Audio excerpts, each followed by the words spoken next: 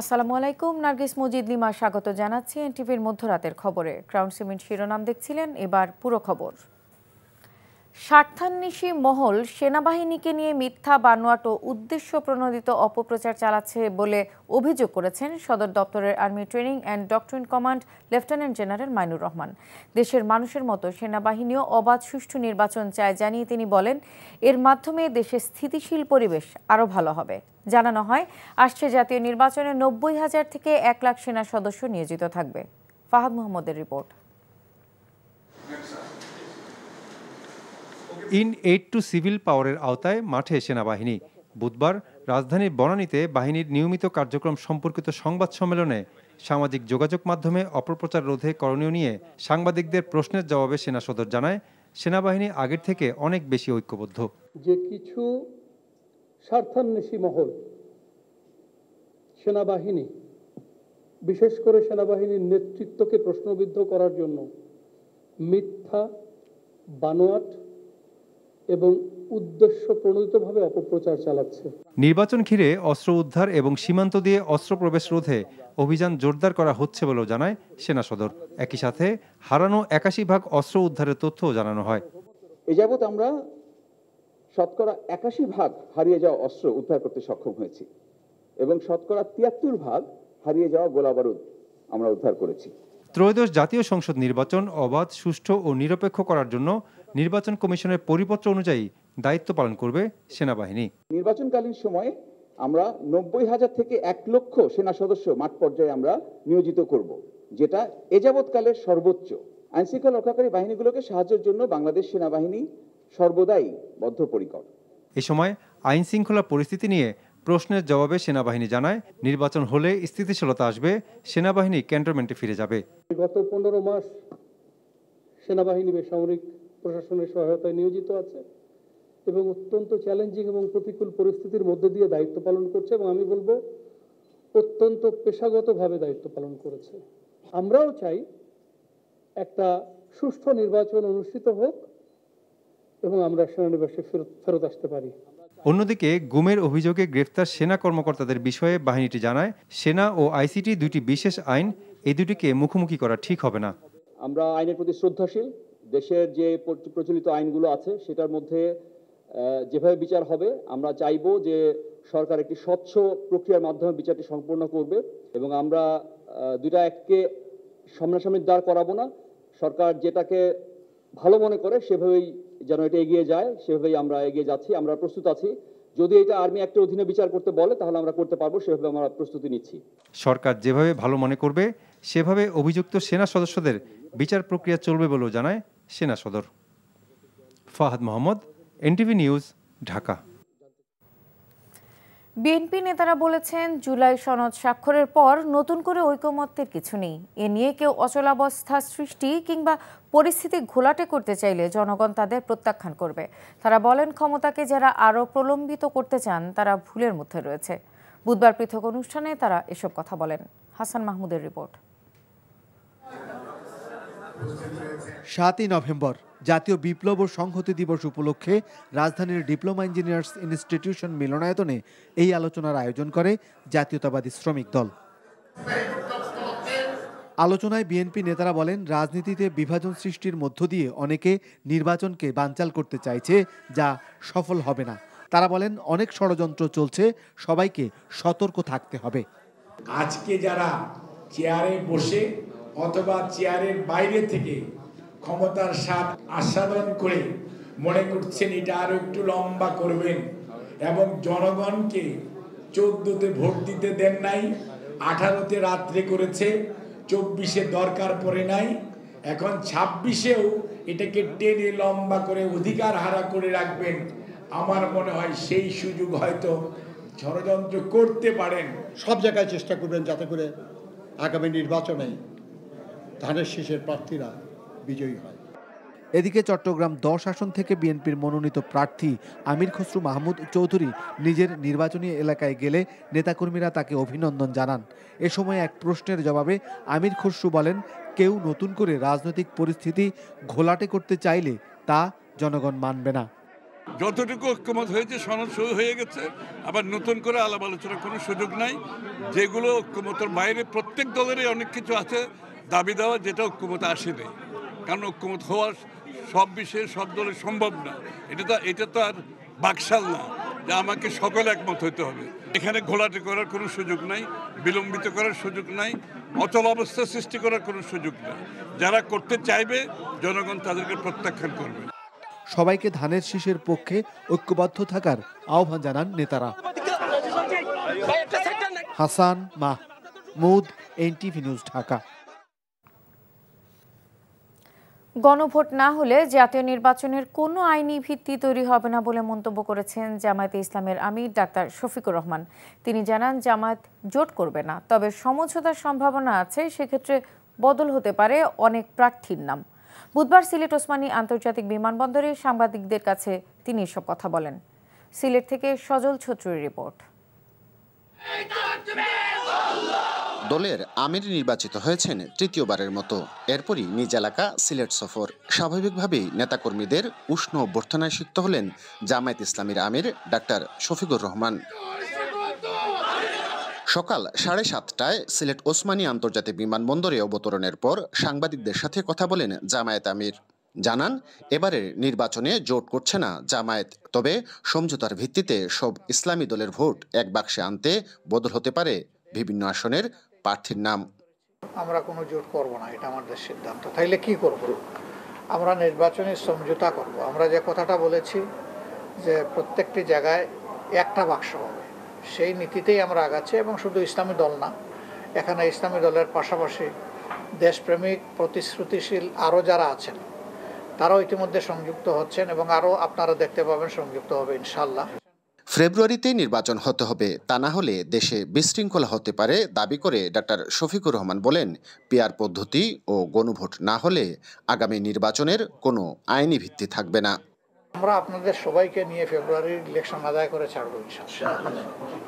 এটা দেরি হলেই বিভিন্ন ধরনের আশঙ্কা এবং বিভিন্ন ধরনের বিশৃঙ্খলা দেখা দেওয়ার পটেনশিয়াল থ্রেট আছে। এই পিআরটা উপযুক্ত হবে, যেটা দেশের বিশ্বের 91টা দেশে প্র্যাকটিস হয়ে থাকে।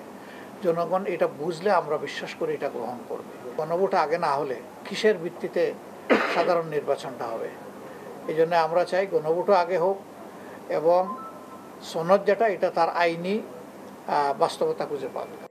আগামী নির্বাচনে আওয়ামী লীগের যুক্ত হওয়ার সম্ভাবনা নিয়েও কথা বলেন জামায়াত আমির। আওয়ামী লীগ তো নিজেই নির্বাচন চায়নি, আপনারা কি জোর করে তাদের উপর নির্বাচন চাপাইয়ে দিবেন? তারা যদি নির্বাচন চাইতোই তাহলে 3টা নির্বাচন করার সুযোগ তারা পেয়েছিলেন, হাতছাড়া করলেন কেন?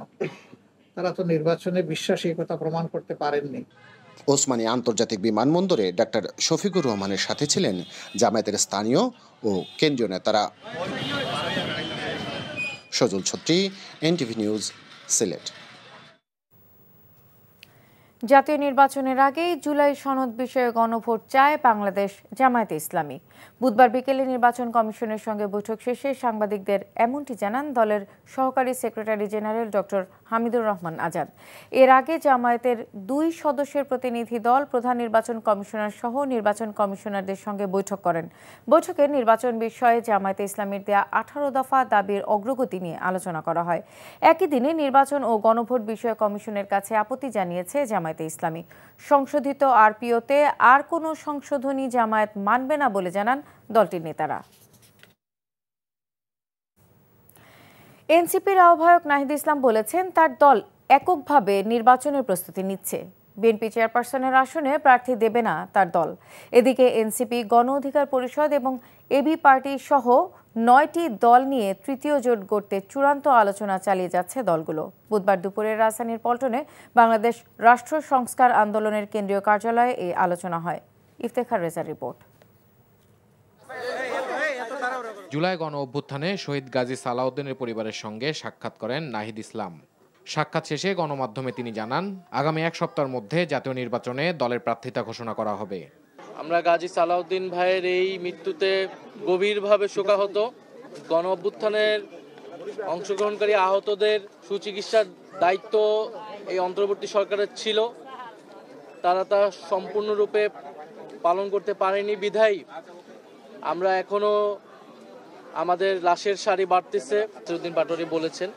ওনাদের বিষয়ে আমরা ওনাদের সম্মানে হয়তো আমরা সেসব জায়গায় আমরা প্রার্থী দিব না, বাট এছাড়া আমাদের সর্বাধিক আসনে আমরা আমাদের প্রার্থী শাপলা কলির জন্য আমরা প্রার্থী দিব এবং আমরা এই মাসের 15 তারিখের মধ্যে আমরা হয়তো আমাদের প্রাথমিক একটা তালিকা আমরা প্রকাশ করব। এরই মধ্যে এক জরুরি সভায় বসে গণ অধিকার পরিষদ, এনসিপি, গণসংহতি আন্দোলন, নাগরিক ঐক্য, এবি পার্টি ও বাম ঘরানার রাজনৈতিক প্ল্যাটফর্ম গণতন্ত্র মঞ্চের 6টি দল। আলোচনা হয় দেশের রাজনীতিতে তৃতীয় জোট গড়ার বিষয়ে। জুলাই সনদের ভারপোনা রাজনৈতিক দলগুলোর উপরে ছেড়ে দিয়েছে। আমরা মনে করি যে এটা এই সরকারের কর্তব্য, যেহেতু তারা এই সংস্কারের ম্যান্ডেট নিয়েই ক্ষমতায় এসেছেন, তাদেরকে এই সংস্কার সম্পূর্ণ করতে হবে। পুরো বাংলাদেশে আপনারা দেখবেন মারামারি কাটাকাটি, এই যে রোড ব্লক, তারপরে হলো আগুন জ্বালাচ্ছে মনোনয়ন বাণিজ্য নিয়ে। এই সংকটকালীন মুহূর্তে আমরা এই মনোনয়ন বাণিজ্য এইসব কাজ না করে এখানে একত্রিত হয়েছি সংস্কার বিষয়ে কথা বলার জন্য। এদিকে চট্টগ্রাম ইঞ্জিনিয়ার্স ইনস্টিটিউটে এক আলোচনা সভায় হাসনাত আব্দুল্লাহ বলেন, ব্যালটের পরিবর্তে বুলেট শক্তিশালী হচ্ছে দিন দিন। দেশের মানুষ এখন ভীত।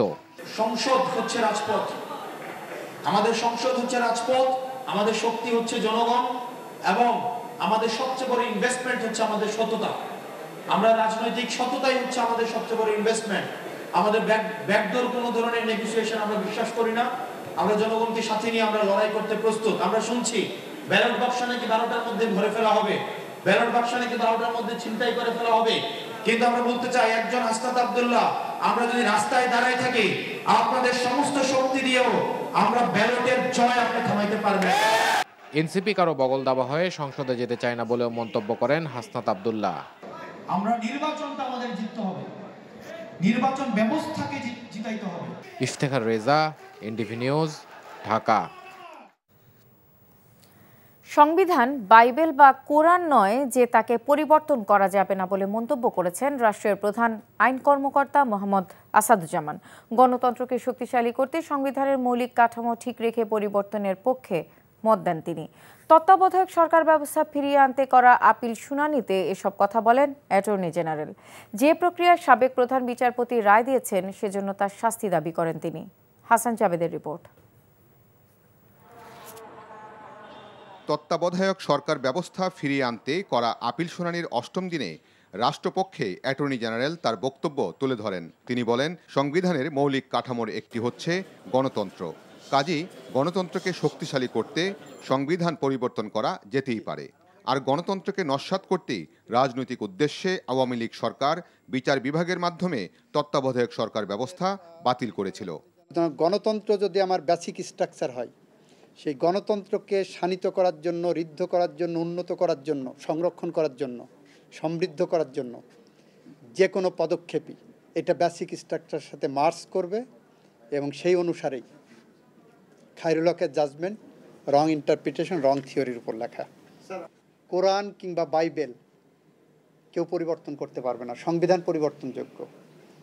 শুনানিতে অ্যাটর্নি জেনারেল আরও বলেন, তৎকালীন প্রধান বিচারপতি খায়রুল হক উন্মুক্ত আদালতে পরবর্তী দুটি নির্বাচন তত্ত্বাবধায়ক সরকারের অধীনে হতে পারে বলে রায় দিয়েছিলেন, কিন্তু সংক্ষিপ্ত রায়ে তা বাদ দেওয়া হয়, যা আইন বহির্ভূত। আমি বলেছি যে আপনারা আপনার রায় পরিবর্তন করতে পারবেন সাবজেক্ট টু ল। সেই পরিবর্তনটা কিভাবে? যে আপনি রায় প্রোনাউন্স যেটা করলেন সেটা পরিবর্তন করার জন্য একটা রিভিউ করতে হবে। খায়রুল হক সাহেব সেই পথ না বেছে যে রিভিউ না করে উনি রায় পরিবর্তন করছেন, যেটা আইন তাকে অথরিটি দেয়নি। আরেকদিকে বলেছি এইটা দণ্ডবিধির 219 ধারা অনুসারে শাস্তিযোগ্য একটা অপরাধ। 2011 সালের মে মাসে তত্ত্বাবধায়ক সরকার ব্যবস্থা বাতিল করে রায় দেয় আপিল বিভাগ। 5 আগস্টের পট পরিবর্তনের পর সেই রায়ের বিরুদ্ধে 8 জন ব্যক্তি রিভিউ আবেদন করলে তা গ্রহণ করে আপিলের অনুমতি দেওয়া হয়। ইতোমধ্যে আপিলকারীরা তাদের বক্তব্য তুলে ধরেছেন। রাষ্ট্রপক্ষ বৃহস্পতিবার তাদের বাকি বক্তব্য উপস্থাপন করবেন। Hasan Jabed, NTV news, Dhaka. বিচারপতি খুরশিদ আলম সরকারকে অপসারণ করেছেন রাষ্ট্রপতি। তার বিরুদ্ধে গুরুতর অসৎ আচরণের প্রমাণ পেয়েছে কাউন্সিল। বুধবার আইন মন্ত্রণালয় থেকে এ বিষয়ে প্রজ্ঞাপন জারি করা হয়েছে। প্রজ্ঞাপনে জানানো হয়েছে, রাষ্ট্রপতির সংবিধানের পুনর্বহালকৃত অনুচ্ছেদ 96 এর দফা 6 এর বিধান অনুযায়ী তাকে অপসারণ করেছেন। এতে বলা হয়েছে, সুপ্রিম জুডিশিয়াল কাউন্সিলের তদন্তে হাইকোর্ট বিভাগের বিচারপতি মোহাম্মদ খুরশিদ আলম সরকার তার পদের দায়িত্ব সঠিকভাবে পালনে অযোগ্য হয়ে পড়েছেন। ন্যায় বিচার প্রতিষ্ঠা করে মানবিক বাংলাদেশ গড়ে তোলার জন্য সবার সহযোগিতা চান ঢাকা 14 আসনের বিএনপি মনোনীত প্রার্থী সানজিদা ইসলাম তুলি। বুধবার বিকেলে ত্রয়োদশ জাতীয় সংসদ নির্বাচনের প্রচারণায় তিনি কথা বলেন। জানান, প্রতিদ্বন্দ্বী যেই হোক, সহিংসতা বাদ দিয়ে সকলকে মিলেমিশে কাজ করতে হবে। গুম খুনের বিরুদ্ধে সবসময় রাজপথে থাকার আশ্বাস দেন তিনি। এরপর মিছিলে মিরপুর বুদ্ধিজীবী কবরস্থানের শহীদদের প্রতি শ্রদ্ধা জানান। পরে মিছিলটি মাজার রোড, কল্যাণপুর সহ ঢাকা 14 আসনের বিভিন্ন এলাকায় প্রচারণা করেন।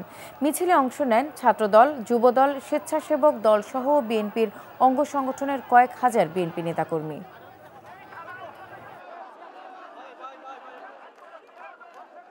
আমি ঢাকা 14বাসীর জন্য তাদের যে চাওয়া, তাদের যে আকাঙ্ক্ষা, তারা যেই বিড়ম্বনার সম্মুখীন হচ্ছে, প্রতিকূলতার সম্মুখীন হচ্ছে, সেই প্রতিকূলতাগুলাই জানছি এবং সেগুলাই আমার ম্যানিফেস্টোতে রাখছি।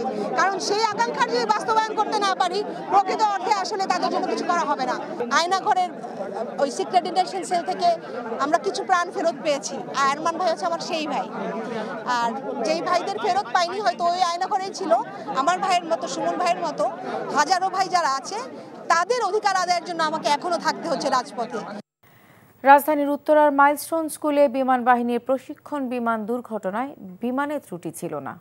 উড্ডয়নের পর পাইলটের ভুল ছিল বলে উঠে এসেছে তদন্ত প্রতিবেদনে। ঢাকার ফরেন সার্ভিস একাডেমিতে এক সভায় এমন তথ্য জানান প্রধান উপদেষ্টার প্রেস সচিব শফিকুল আলম। নিয়ামুল আজিজ সাদেকের রিপোর্ট। গত 21 জুলাই রাজধানীর উত্তরায় মাইলস্টোন স্কুলে আছড়ে পড়া বিমান দুর্ঘটনার কারণ অনুসন্ধানে গঠিত তদন্ত কমিটির রিপোর্ট জানাতে এই ব্রিফিং, যেখানে প্রেস সচিব বলেন, ট্রেনিংয়ের সময় পাইলটের পরিস্থিতি নিয়ন্ত্রণের বাইরে চলে যায়। পুরো তদন্ত কমিটি 150 জনের সঙ্গে কথা বলে 168টি তথ্য বিশ্লেষণ করেছে। তদন্ত কমিটির দেয়া সুপারিশের আলোকে এবছর থেকে বিমান বাহিনীর প্রশিক্ষণের জন্য ঢাকার বাইরের এয়ারফিল্ডগুলোতে ব্যবস্থা নেওয়ার নির্দেশনা দেওয়া হয়েছে বলে জানান তিনি। পাইলটের উড্ডয়নের ত্রুটির জন্য এই দুর্ঘটনা ঘটেছে। বরিশাল এবং বগুড়ার যেটা রানওয়ে আছে, সেটাকে যাতে আরও সম্প্রসারিত করা হয়, এই মিটিংয়ে সেটা নির্দেশ দেওয়া হয় এবং এটাকে জরুরি ভিত্তিতে করার জন্য বলা হয়েছে। শফিকুল আলম বলেন, আওয়ামী লীগের কার্যক্রম বন্ধে সব ব্যবস্থা নেওয়া হয়েছে। মিছিল, সভা সমাবেশ বন্ধে আইনের কঠোর প্রয়োগ করা হবে। সভা সমিতি করতে চাবেন, ঝটিকা মিছিল করতে চাবেন, যাই করতে চাবেন, সেই ক্ষেত্রে আমাদের আইনের full force of the law apply হবে, কঠিনভাবে অ্যাপ্লাই হবে আইনের। এখানে কোনো ব্যত্যয় হবে না। এই জায়গায় এই গভর্নমেন্ট 1 ইঞ্চি কাউকে ছাড় দেওয়া হবে না। ভারতে বসে শেখ হাসিনা কি নির্দেশ দিচ্ছেন সেগুলো নজরদারি করা হচ্ছে বলে জানান প্রেস সচিব। Niamul Aziz Sadek, NTV news, Dhaka.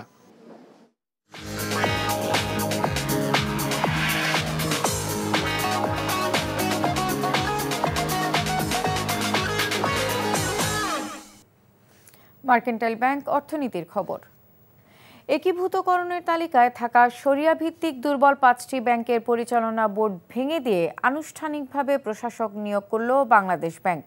Board বাতিল হলেও গ্রাহক সেবা স্বাভাবিক থাকবে বলে জানিয়েছেন কেন্দ্রীয় ব্যাংকের governor doctor Ahsan H Mansur. বুধবার বিকেলে বাংলাদেশ ব্যাংকের প্রধান কার্যালয়ের সংবাদ সম্মেলনে এসব কথা জানান তিনি। গভর্নর বলেন, বুধবার ব্যাংকগুলোর ব্যবস্থাপনা পরিচালকদের কাছে চিঠি দিয়ে এ সিদ্ধান্তের কথা জানানো হয়েছে। একীভূতকরণের পর সরকারি ব্যাংক হলেও তা বেসরকারি ব্যাংকের মতোই পরিচালিত হবে, তবে পুরো প্রক্রিয়া শেষ হতে 1 থেকে 2 বছর সময় লাগবে। নতুন এই ব্যাংকের মূলধন হবে 35,000 কোটি টাকা, যা বর্তমানে দেশের অন্যান্য ব্যাংকের তুলনায় অনেক বেশি। শেয়ার হোল্ডারদের ইকুইটির মূল্য নেগেটিভ হওয়ায় তাদের শেয়ার ভ্যালু শূন্য বিবেচিত হবে, তবে এ মাসের শেষ থেকেই আমানতকারীরা টাকা পেতে পারেন বলেও জানান গভর্নর। কিন্তু তাদের ধীরে ধীরে আমরা এটাকে মার্জ করে একীভূত করব। সেই একীভূত প্রক্রিয়াটা হয়তো 1 বছর লাগতে পারে, 2 বছরও লাগতে পারে, যাই লাগুক সঙ্গত কারণে যেটুকুই লাগবে সেটুকুই আমরা অ্যালাউ করব। কিন্তু অ্যাট দ্য সেম টাইম আমরা চাইবো যেটা যেন দ্রুততার সাথে এই একীভূতকরণটাও সম্পূর্ণ হয়। যখন মার্জার হয়ে যাবে তখন আমরা লিকুইডিটি সাপোর্ট দিতে পারবো, সরকার থেকে লিকুইডিটি সাপোর্ট দিতে পারবে এবং সেই টাকা তখন আমাদের যে ৭৫ লাখ এখানে ডিপোজিটার আছে তাদের কাছে আমরা পৌঁছে দিতে পারবো।